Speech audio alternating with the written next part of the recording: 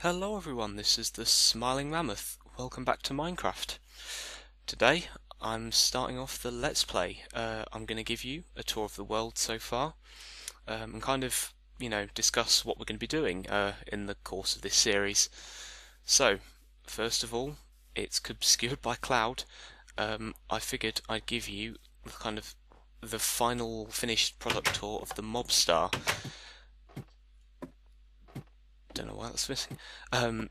This has taken my blood, sweat, and tears. It is an absolute monster, but it's finally working. I fixed it all up. The redstone's in, the dispensers are in, the lava killing system is fixed and done, and yeah, I'm very pleased with it. I've not really measured the rates as much. I get decent enough. I'm not the person who's the most concerned with efficiency and stuff. As long as I'm kind of getting a decent amount of stuff out of it, I think I'll be happy.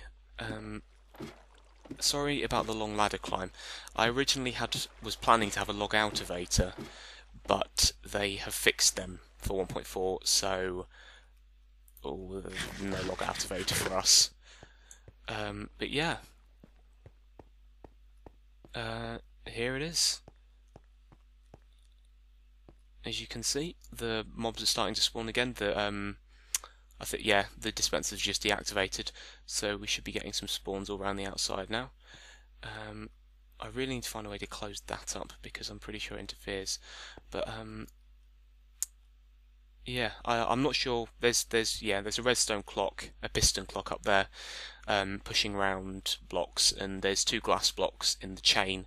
When they get passed through, it allows a redstone signal to pass through, and that then triggers on the dispensers, and then a couple of rotations later turns them off.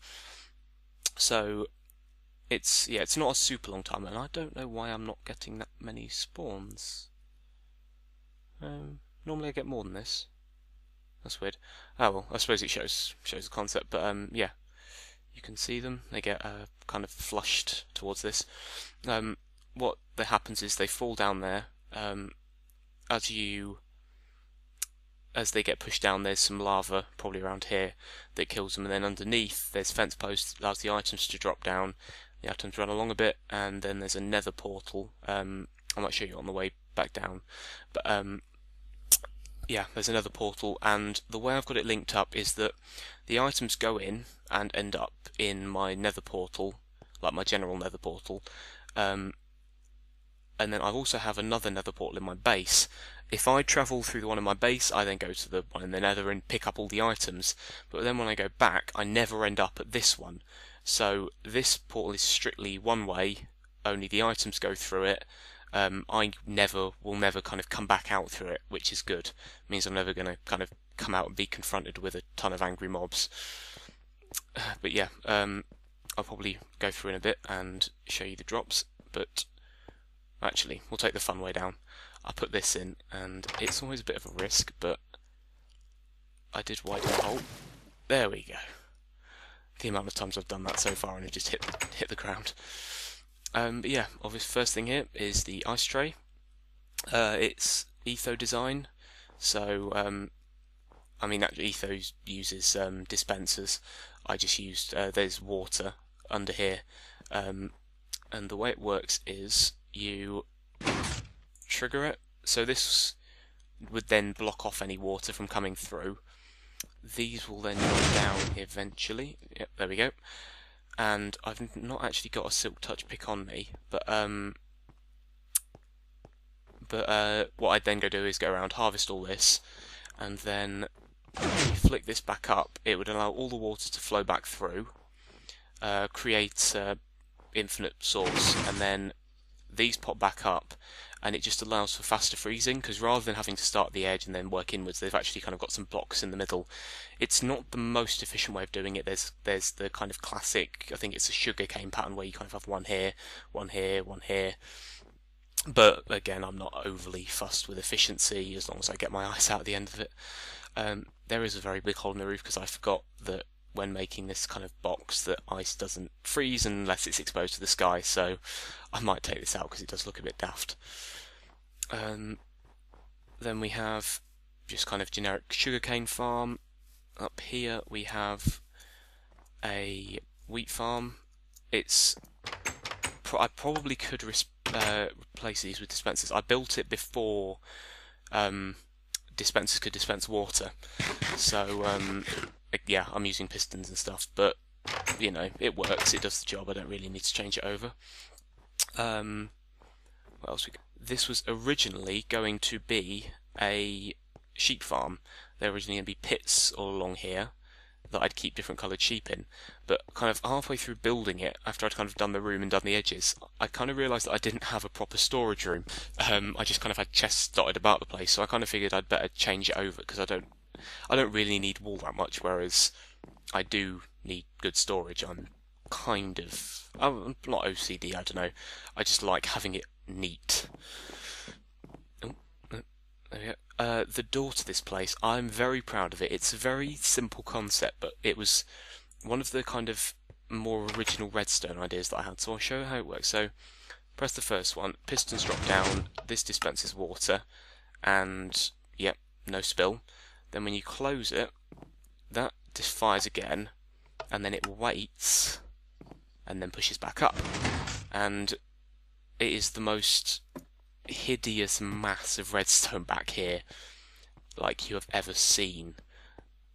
You know, you could probably do this in like maybe a quarter of the size, but I know I'm still quite proud of it because it is kind of the first project I've ever, like big project I've ever designed myself without like copying someone else's design. So I've got a piston door on my main house, which is just I think I got it off CNB Minecraft. It's just, you know, 3x3 door.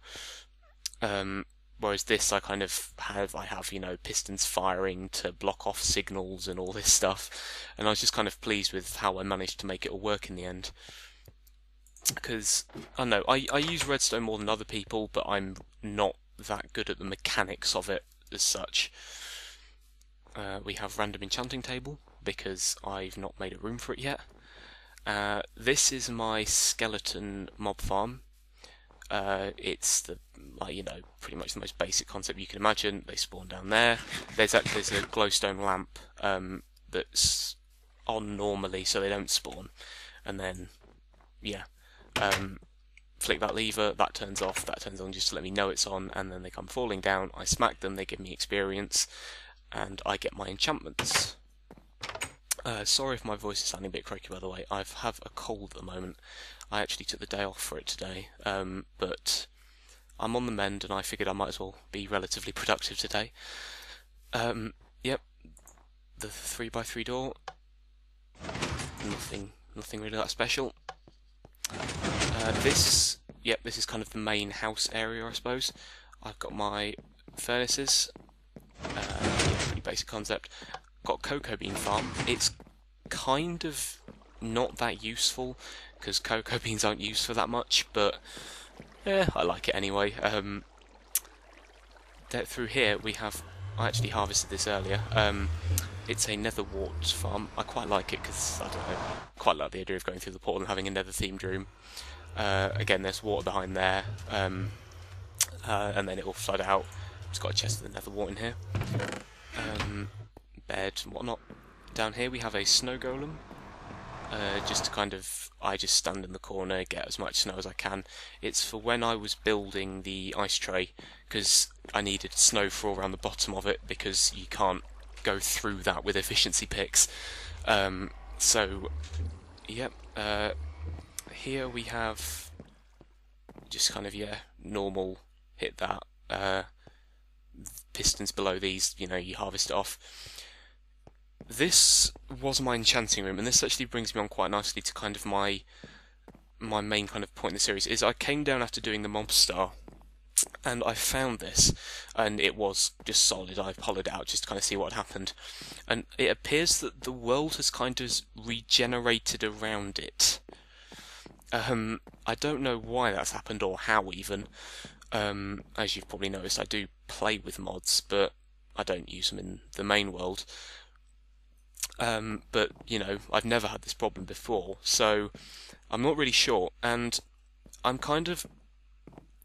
was kind of toying because I wanted to do something kind of rather than just kind of living in this world and maybe starting off some new projects in it, and I kind of wanted to actually do something new for the Let's Play, and this kind of almost just kind of given me the incentive. I'm going to leave this place I'm not going to tear it down or anything, or delete the world, because I don't really like the whole starting up process. I've got some good gear in this. But what I think I'll do is kind of use this as just kind of a home base, and go and set up a new house, like, travel a couple of thousand blocks in the nether, maybe not that far, but just get to a completely new area. And obviously I'm going to leave this place because I have stuff like the Mobstar here, and I'm not deleting this world, and I've got that in there. But just kind of building a new place, with you guys to watch, really, and kind of it'll be, I don't know, I think it will just kind of be a bit more involved if, rather than just me kind of going, oh, look at all this stuff that I've built already, aren't I great? I actually kind of get to build some stuff with you guys. So yeah, I will be leaving this place. I'll probably come back to it every now and again, especially for the storeroom, because it's going to be a pain in the backside to transfer all this stuff over. But I will be starting a new house, I suppose. I'll probably go scouting for locations in the next episode. We'll go do some nether travelling and see if we can find anywhere good. So for now, I'll say goodbye. Hopefully see you soon. Thanks for watching.